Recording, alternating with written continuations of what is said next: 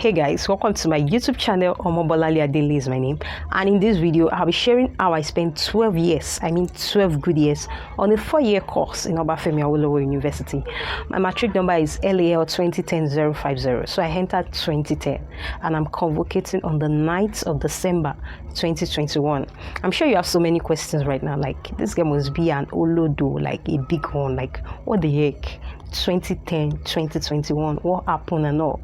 I'll be answering all your questions in this video.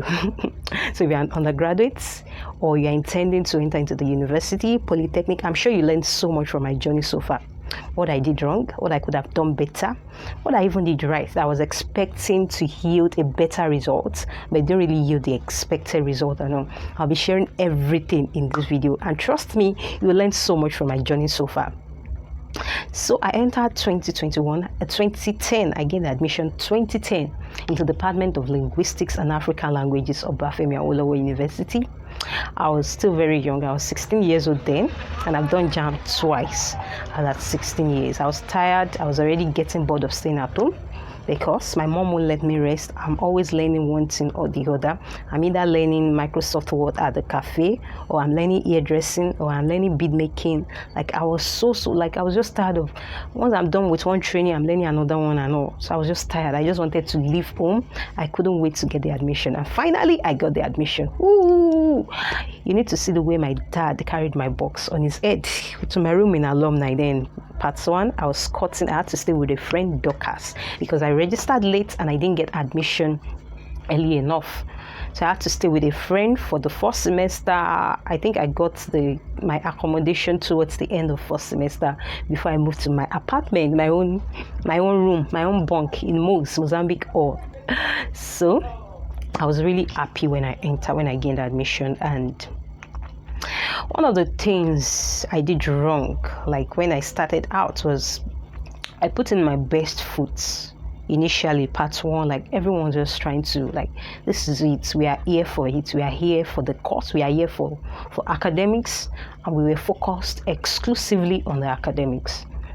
So I put my best foot forth, but it seems like my best foot was not good enough. Like when we started seeing the results, it was nothing to write home about. I was discouraged. I was really discouraged because, like, I'm smart. I know I'm smart. Like I'm not dull. Even though that wasn't the course I wanted law. I was given linguistics, and I think a larger percentage of students in my department wanted law and other courses as well, but we're given linguistics, and we are fine with it. And I was hoping I'll take JAMB next semester and all. That is one thing that affects people as well. When you have that hope that you will still take JAMB, so you won't really put in the energy you should put in that one while you are in it, because you are still thinking you will live on the long run. But before you know it, 4 years, you are finishing it. So start it well. Even if you are going to change, even if you are still going to take another JAMB on the long run and all, still do this one well, still be doing it well. So even if you leave, you are still on the good side. And if you choose to stay, you are good, you are fine. But if you have that idea that you are leaving, you are taking another JAMB and all, that might affect you. That might definitely affect you in doing the right things you need to do. So that was one of the things in my head. So the second semester again, it was the same thing. Not like we didn't put in our best foot forward. Like I tried my best. And again, the best seemed like it wasn't good enough again. So at that point, I was discouraged. Yeah, I was discouraged at that point in time. And so at that point in time, I had so many courses to retake the next session, the next semester, and while I'm still trying to balance myself, I had to start retaking courses and all, you get. So the foundation got bent from that particular place. But there are still so many people that part 1 wasn't really good, but on the long run they were able to get things right. On the long run, part 2, they get themselves back, part 2, part 3, and they came out with good grades. Yeah, I have so many friends like that. But some of us, it wasn't like that. It was not like that. So for someone like me, that was not my own case. So I was still trying to balance myself then, and I had to start going to retake the courses I failed in part 1. I had to start retaking those ones. So that was another issue on its own. But what do? We have to do it. So at that point in time, I was already discouraged, and it seems like I have so much on my hand because I'm still trying to focus on this one, and I'm still trying to do the other one as well, still trying to go back as well. So at that point in time, I just have to, I think I lost focus at that point in time because I was already discouraged. I was discouraged that I was putting my best foot forward and it's not yielding the right. So why should I even keep bothering myself? Like I should just calm down and just flow along. So at that point in time, I needed something that would take away the grief and all. I had to lose focus and I was just tired. I had to look for something to take away the grief and all. And what did I get myself busy with? If I tell you, you'll be surprised. Fashion was one of them. I love fashion. Like, if there was a course in the university on fashion designing, I would have gone for that. Even though I don't really like maths, I don't like tailoring like that. I just like the finished work. But at the same time, I would have gone for something like that, something creative and all. So then I was busy doing color day. I'll do color blue, color green. Like my attention was more on my physical outlook, how I look, my shoes. Sometimes I'll do red hair, wear red clothes, red shoes and all. It was not like I was trying to impress any guy. I just like fashion. That was just me. So in class, I'm already thinking of the next dress I'll be wearing tomorrow. While I should be focused on what the teacher is talking, what they are saying in front of me, I'll be busy doing some other things and all. So at some point, I started doing business, which was another level of distraction on its own. I was still trying to navigate my way through retaking previous courses, doing present courses, and still trying to balance myself, and now involving business again. That's a disaster, right? But I have to do what I have to do because I needed an extra source of income. It wasn't as if something wasn't coming from home. Sure, something was coming from home, but it wasn't enough to clear the bills on grant, school bills, and all. So I had to do something legit with my hand and start generating an income at that point in time. So after classes, the first business I did was bead making. I was making beads, which was one of the skills I learned before I gained admission. I make bead bags, bead chain, earrings and all. So I had to hawk them around Mozambique or all female hostels in Obafemi Awolowo University, Mozambique or Moremi alumni. So I do that not only on weekend, I do that at around evening after classes around 5 p.m., 6 p.m. and all. The stress was much, but I was doing it. And again, I told you I needed distraction because I just needed something to take away the grief and all. And at that point in time, it takes away when I'm on the job, I forget everything about school and all. So at that point in time, I'm happy.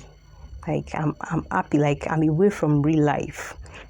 So the next morning when I'm back in class, I'm back to everything again. But that time when I'm selling, I'm always happy. Like I'm out of, like I can just think of something else aside what is on ground. But I was still trying my best, reading and all. Some people have that capacity. They can do everything. They can multitask and still come out well. Yeah, I have some friends like that. But some of us don't have that capacity, or we have the capacity, but we've not really developed that part of us. So it's better to know your strengths. Don't look at everyone like maybe your friend, she sells this, she does this, and she's still the best in your class and all. And you might not have that capacity. All you need to do might just be to focus, and just focus till you are done. That 4 years or 5 years, just finish it, then you can focus on every other thing. If you know that you don't have that capacity. But you have to do what you have to do. Like some people are orphan, some people don't have parents, Some people, they are fending for themselves in school, and you just have to do something. You have to keep doing business while you are still schooling. You have to learn how to multitask. That one is a must. Like, you don't have a choice. So even if you are not that kind of person, you have to find your way around it. Like, for me, I'm not that kind of person. And as much as I try to find my way around it, it affected me. Yeah, sure, it affected me. And it has a positive side and it has a negative side. And let me talk a little bit about the positive side. One of the positive side was all the knowledge I have about the business world started from there. And with or without my certificates, I'm doing fine. Like, I've been doing fine for the past years, and I'm still doing fine, and I will still be doing fine. Of course, I'm not negating the fact that you need that certificate. We need it. Yeah, that's why I have to get it. Like, I have to get it. Even if I have to take 20 years, of course, I'll get it. That one is sure. I'm getting it, and I've gotten it right now. So I'm not negating that fact. But beyond your certificates, beyond that, I had knowledge, I had street sense. So one of the things I learned was confidence. And this confidence I'm talking about is I can face any crowd to pitch my product, my services, to tell people about what I do, and sell anything. And this started from hawking my products in Mozambique. Or I'll take my beads, my bead bag, bead belts that I've made to sell. And when you enter a room in Mos, you meet like 12 people, sometimes 15, sometimes 20. Of course, we know the numbers that is supposed to be in a room is normally, I think, now, I don't know the numbers now, but normally it should be around 10, but we have squatters, we have people that couldn't get accommodation. So when you enter a room, you meet like 20 people in a room. So how do you face this kind of people with your products? How do you tell them to buy this? So this is one of the things I learned. So when I enter the room and you bring out the product, you have to show them why they need it, how will they use it, why should they invest their money on it. They are students, they don't really have much cash. Why should they spare the little on them on that particular product? Imagine having to convince, let's even say 10 people at the same time, and I have to go into like 20 rooms before I go back to my hostel. On one line, I think we have like 10 rooms on one line. Imagine, and each room you are meeting, let's say 10 people. Normally, I meet more than 10 people in a room. So meeting 10, let's just say 10 people. I meet like 15 people. Let's say 10 people. 10. Imagine. There are so many things I learned in that process. I was learning in that process how to sell, how to do this and that. So that was like my foundation to the business world. So I learned so many things on that job. Then again, I learned to deal with different set of people. Like right now, I can deal with all kind of clients. Imagine entering a room, bringing your product. I sell wares. There are so many things I sold then. I sold wares, shoes, bag, clothing, beads, jewelries and all. So imagine entering a room with your wares, and these people, they know they don't have the money to buy your products. They've not been credited from home. They've not sent their distance from home. And they'll go ahead to wear the clothes or the shoe. And they know they don't have the cash. So after wearing it, they'll now bring out their phone, call their friend to snap them. I mean, they've not paid. I mean, students are the most difficult set of people to transact business with. If you've dealt with them before, and if you've not dealt with them before, I'm just giving you a tip. So imagine they're already on the dress and they're already trying to snap with what they've not paid for. So you have to start telling them that no, you don't do this and all. And you can't tell them not to test what they want to buy. You know, they want to buy it, so they have to test it. So you have to learn how to deal with these people, not being too angry and still trying to make them know that what you are doing is wrong and all. So you have to tell them off this thing, so you are not ready, you are not buying now. And they'll tell you, I'm paying. Some of them will even tell you, I'm paying. So when it's time to collect the money, they'll tell you that they are sending money next week, next month, like as if they are not okay. But you just have to keep your calm, keep cool, and still try to because you want to sell to them. So those were one of the many things I learned on the job then. So that was just some of the distractions and all. Some people can navigate their way through, some can't. And I made it very clear that for me, balancing all was kind of difficult. But at the same time, I did what I have to do. I did it all the way. I was taking previous courses, taking present courses, doing business and all. So I can remember the last exam I had. That was our last paper. I mean, last. I wrote almost nothing because I was just tired. Like, I was like, what will I write? It was a blank. I couldn't even dance with my mates when they were dancing normal FYB stuff because I knew I wrote rubbish and I'm still coming back for extra. So why should I be dancing? Now I'm regretting I did not do the dance. I did not follow them around. I know, like, it doesn't really make that much sense right now. But then I was just like, it was like all the problem of the world was on my head. Like, I carried it on my head. I was just angry with my lecturers, angry with everyone, like they were the cause of my misfortune. And no, they were not. I was just angry and all. I dropped the paper. It was an almost empty paper, like what I dropped on that day. And we were to dance immediately after that. I had to just leave. I think I went to sports center to just cry and all because I was just tired because I don't know, like I don't even know what is ahead and all. But that was how that part ended. So I have to come back and do all the courses I failed. So coming back, I thought I would pass everything when I came back. But unfortunately, out of the courses I came back to do, I failed almost all of them. I mean, almost all, which was like 5 or 6. And then the journey started. So I started doing them, coming back, doing them, and all. So at that point in time, I was investing on myself. Like, I didn't put myself in a disadvantaged position. I was learning different skills. I was learning digital marketing. I learned importation business. I was learning so many things and all. At that point in time, I was taking different certification outside the 4 walls of the school. So with that, I was able to pay. I know you'll be asking this question, that what was I doing since 2015 that my mate finished till 2021? I was actively developing myself, learning different skills, taking different certification beyond the school walls.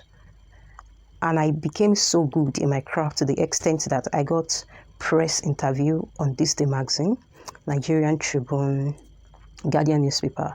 I became an authority in my field as a digital marketer, as an entrepreneur, a business consultant. And this actually helped me. This has helped me so much. I mean, the influence, it has built my credibility. People trust me more as a business person, and they see me as an authority in my field. And again, I've been interviewed on different blogs, Aten's blog, several blogs, to talk about my crafts because I was busy doing something. You should know that they don't interview people that are not doing anything. And all this, I didn't lobby for it. I was busy focusing on my focus, and all these platforms came knocking because they want to know what I'm busy with. When you are busy and you focus on your focus, people tend to get interested in your focus. So I was not swallowing in self-pity. I was not putting myself in a disadvantaged position. I was actively doing my business, taking courses, taking certification, learning, teaching others as well. I was teaching graduates, masters, HND holders, PhD holders on digital marketing, how to engage social media for impact, for influence, and for profits. I was teaching, I was monetizing my crafts, and I can't tell you the influence to which developing myself has taken me thus far, and will yet take me thus far. But so far, it has helped me a lot, and it will still help me more. So if you are in this position right now, you have an extra, or I don't know, whatever, Don't put yourself in a disadvantaged position. Develop yourself at those moments, because this will pass. And when it passes, what you become at the end of the day, that is all that matters. As for me, with or without my certificates, I'll be doing fine. I'm doing fine, and I'll still do better, much more with it right now. So I've learned that with it, I can do well, and without it, I can do perfectly well. The world is going digital, and I will implore you as well, learn a skill, learn something beyond your certificates, learn something beyond the school walls. Take certification in writing, video content creation, buy video courses, buy books. I can't tell you the number of books I've read in the past 6 years. Like the way I read, I read books that are non-inclined to my line, linguistics, actually. More of business books and all. So you have to figure out where you want to be. Are you a career person? Are you a business person? Read books in that line. Look out for people in your sphere of influence. Learn from them, and with God on your side, all things are possible. So now I have the degree, and I'm open to the labor market, right? Or do we call it favor market? So I'm a graduate of Linguistics and African Languages from Obafemi Awolowo University, and I'm open to all job opportunities, offers on ground right now. I love talking as a TV presenter, TV host. I just started my tech review show on YouTube right now. It will still be on here very soon. Presently, hosting it on my YouTube channel, and you can subscribe right now. So I look forward to different job opportunities in my line as a digital marketer, content creator, business consultant. Then I saw different products that are in high demand part-time at Cheapest Empire. I'm the founder of Cheapest Empire, the only Nigerian-based fashion store. Not even fashion store right now, it's much more than fashion right now. The only Nigerian-based store that empowers small and medium-scale entrepreneurs kickstart and grow their own profitable business. So you can follow on Instagram at Cheapest Boutique 1, and on TikTok, Cheapest Empire. And you can actually start a business with as well as 30K, 40K, 50K based on your pocket capability. This is actually my way of helping students, youth corpers, and even workers that need a side also create and start their own small business with little startup capital. And of course, I teach how to sell as well on my personal page at Bola Adenle on Instagram, and on YouTube here you can check out previous videos. I teach on different photography skills, photography arts and all. So if you have any offer for me, of course I would definitely take it. I will take it with all my hands. So you can send a message to me on Facebook or my Instagram page. You can drop a message right here. So I'm open to different business opportunity right now with my certificates, and the ones without as well. I'm open to any opportunity in the media line. But what I love to do right now, I think I love more of the creative aspect. Like I love to be a TV host. I look forward to hosting my own show on TV soonest, and I'm a writer, content creator, a business mogul, and much more, because I've not stopped developing myself, and I will keep on developing myself every single day. By tomorrow, I might have added something new. No, I'm not the jack of all trades. I'm the master of all. Anyone I lay my hands upon, I become a master at it. Then I move to the other one. So you can subscribe to my YouTube channel if you've not done that already, and I hope you've learned one or two things. You can drop what you learned from all this in the comment section. Thanks for listening. So see you some other time.